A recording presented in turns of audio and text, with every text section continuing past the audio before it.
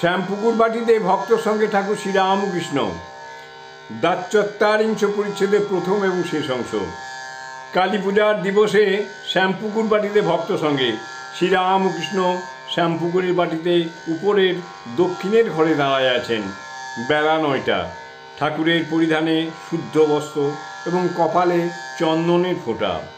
Master ঠাকুরের আদেশে সিদ্ধেশ্বরী কালী প্রসাদ আনিয়াছেন। প্রসাদ হস্তে ঠাকুর অতি ভক্তিভাবে দাঁড়াইয়া কিঞ্চিৎ গহন এবং কিঞ্চিৎ মস্তকে ধারণ করিতেছেন। গহন করিবার সময় পাদুকা খুলিয়াছেন। মাস্টারকে বলতেছেন, বেশ প্রসাদ। আজ শুক্রবার 22শে কার্তিক 1292 আশ্বিন অমাবস্যা 6ই নভেম্বর 1885। আজ কালী পূজা। ঠাকুর মাস্টারকে আদেশ করিয়াছিলেন ঠনঠনের সিদ্ধেশ্বরী কালী মাতাকে পুষ্প, ডাব, চিনি, সন্দেশ দিয়া আজ সকালে পূজা দেবে। মাস্টার স্নান করিয়া নগ্নপদে সকালে পূজা দিয়া আবার নগ্নপদে ঠাকুরের কাছে প্রসাদ আনিয়াছেন। ঠাকুরের আরেকটি আদেশ, রামপ্রসাদের ও কমলাকান্তের গানের বই কিনে আনিবে। ডাক্তার সরকারকে দিতে হইবে। মাস্টার বলতেছেন, এই বই আনিয়াছি, রামপ্রসাদ আর কমলাকান্তের গানের বই। শ্রীরামকৃষ্ণ বললেন, এই গান সব ডাক্তারের ভিতর ঢুকিয়ে দেবে। গান মন কি তত্ত্ব করো তাঁরে, যেন উন্মত্ত আধার ঘরে।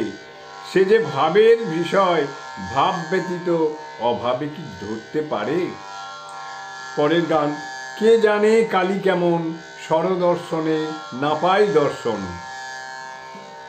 আরেকটি গান, আয় মন বেড়াতে যাবি, কালী কল্প তরুমূলে রে চারি ফল কুড়ায়ে পাবি।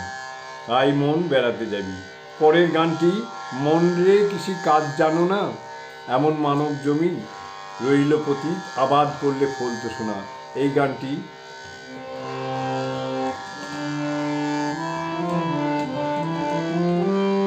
মনে রে কৃষি কাজ জানো না, এমন মানব জমিন রইল পতিত, আবাদ করলে ফলত শোনা।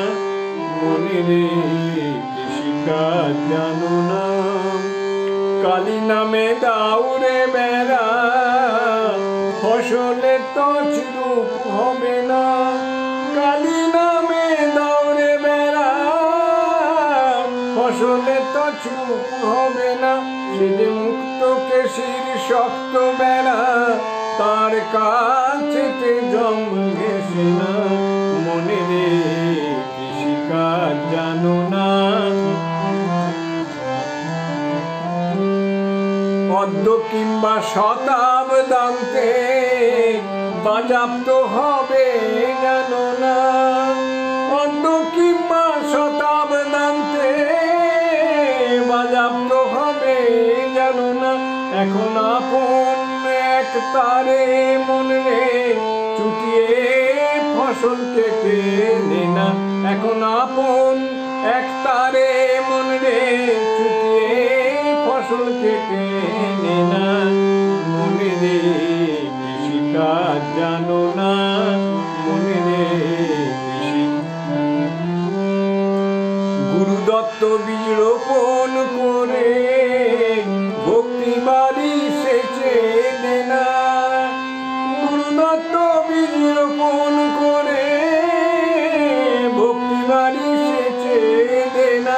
আবার একা যদি না পারিস মন, রামপ্রসাদকে সঙ্গে নে না।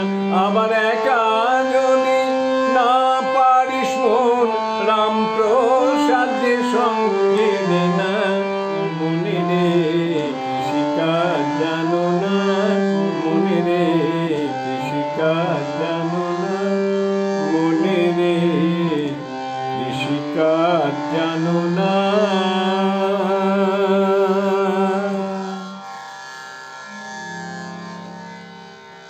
ডাক্তার